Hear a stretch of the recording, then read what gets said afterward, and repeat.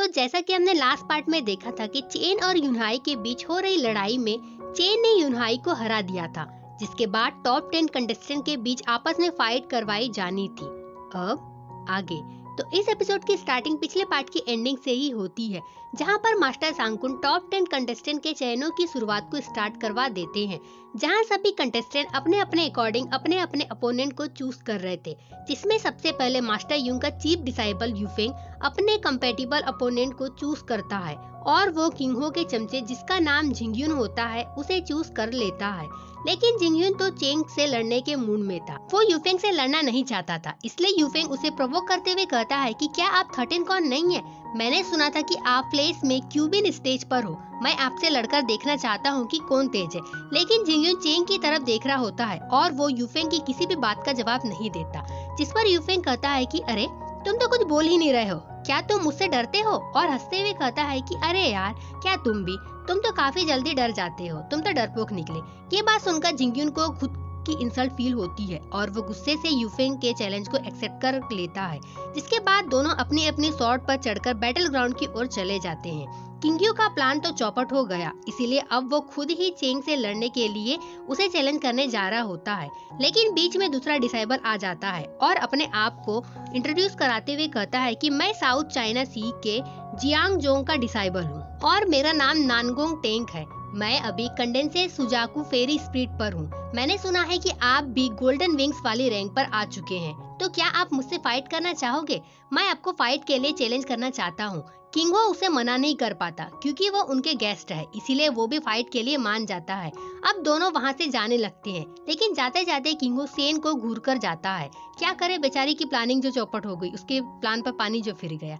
जिसके साथ ही snow Klein की चीफ डिसाइबल आगे आकर वुसुंग से कहती है कि मैंने सुना है कि तुम्हारे जैसी ग्रेट फेरी स्किल पूरे वर्ल्ड में किसी के पास नहीं है। मुझे नहीं पता कि मैं इसे देखने के लिए इतनी कैपेबल हूँ या नहीं, लेकिन मैं इसे देखना चाहती हूँ और आपसे फाइट करना चाहूंगी। जिस पर वुसुंग आगे बढ़कर कहती है कि मुझे कोई प्रॉब्लम नहीं है, तो चलो फिर चलते हैं। अब ये दोनों भी वहाँ से चले जाते हैं। अब यहाँ चेन सोचता है कि क्यों न सियाओ को थोड़ा और रेस्ट करने दिया जाए, और ऐसा सोचकर वो दूसरे डिसाइबल के पास चला जाता है जो काफी सहमा सहमा सा लग रहा होता है। चेंग उसकी ओर आकर कहता है कि आइए हम भी प्रतिस्पर्धा करते हैं।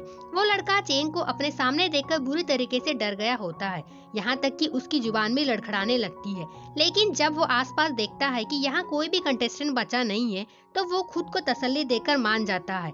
ये देखने के साथ ही स्नो लेडी कहती है कि ये लड़का साउथ चाइना सी सेक्टर का नंबर 1 का कंटेस्टेंट कैसे बन गया, ये तो कायरो की तरह बिहेव कर रहा है। जिस पर हेडमास्टर कहते हैं कि जैसा दिख रहा है वो वैसा नहीं है, ये इतना सरल भी नहीं है, जरूर कुछ ना कुछ तो एबिलिटी इसके पास तो होगी ही।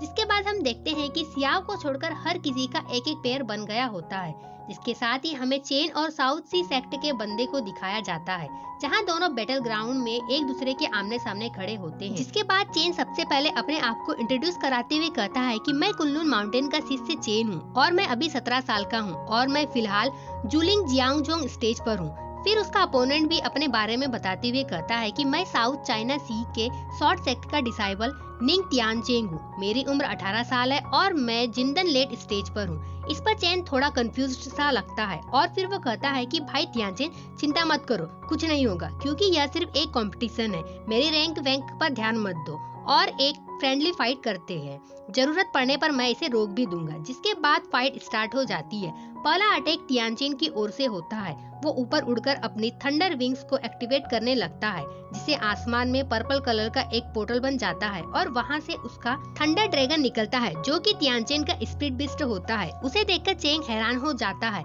साथ ही वहाँ का वेदर भी चेंज हो जाता है। ये सब देखने के साथ ही मास्टर यूंग कहते हैं कि ये छोटा आदमी कमजोर दिखता है, लेकिन इसकी फेरी काफी ज्यादा मजबूत है।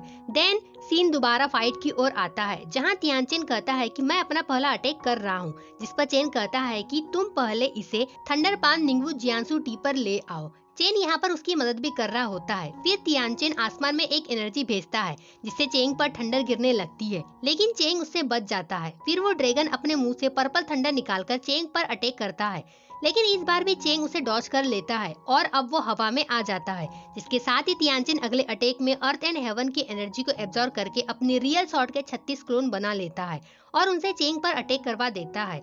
चेन उन सभी स्वॉर्ड को डॉज कर रहा होता है। उसने अब तक किसी भी टेक्निक का यूज नहीं किया था, लेकिन तियानचिन वापस सभी स्वॉर्ड को चेंग का पीछे करने के लिए लगवा देता है, लेकिन चेंग उन सब से बचकर उस अटैक को डिस्ट्रॉय कर देता है। जिसके बाद तियानचिन दोबारा अपने स्वॉर्ड से चेंग पर अटैक करता है, लेकिन इस बार चेंग अपने आप को एक शील्ड से प्रोटेक्ट कर लेता है और कंबाइन हैंड टेक्निक से उन सभी शॉट को एब्जॉर्ब कर लेता है। जिसके बाद तियानचिन दोबारा अपने ड्रैगन से थंडर लेजर अटैक करवाता है, जिस अटैक से चेन बाल बाल बचता है। वो अटैक चेन की कमर को छूते छूते बचता है। जिसके बाद चेन अपना अटैक करना स्टार्ट करता है। अब तक वो अपने आप को सिर्फ डिफेंस ही कर रहा होता है। चेन अपनी किंगलियान दीसू टेक्निक का यूज करता है, जिस कारण वहाँ कई सारे ग्रीन लोटस आ जाते हैं और उनमें से कई सारे स्पिरिचुअल शॉर्ट रे निकलती है और अब चेन उन शॉर्ट से तियानचिन पर अटैक करवा देता है। तियानचिन अपने थंडर विंग शील्ड बनाकर अपने और अपने स्पिरिट बिस्ट को बचा लेता है।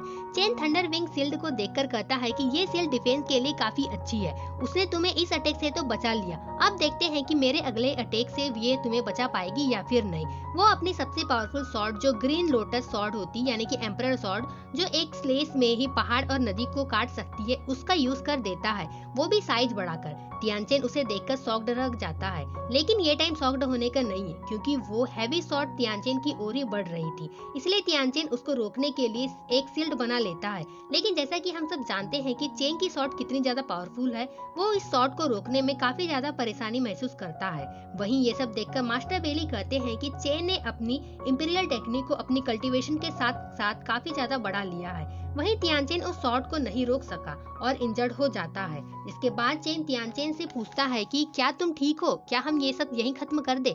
हेडमास्टर स्नो लेडी से कहते हैं कि तुम्हारा इस लड़के के विषय में, इस लड़ाई के विषय में क्या विचार है। मैंने तो चेन को वोट किया है। जिसके साथ ही स्नो लेडी कहती है कि ये बात तो क्लियर दिख रही है कि यहाँ चेन का पलड़ा भारी है। लेकिन यहाँ बैटल ग्राउंड में तियानचिन खड़ा होकर जोर जोर से हंसने लगता है। ये देखकर सभी हैरान हो गए थे। किसी को कुछ समझ नहीं आता कि तियानचिन इस तरीके से पागलों की तरह क्यों हंस रहा है।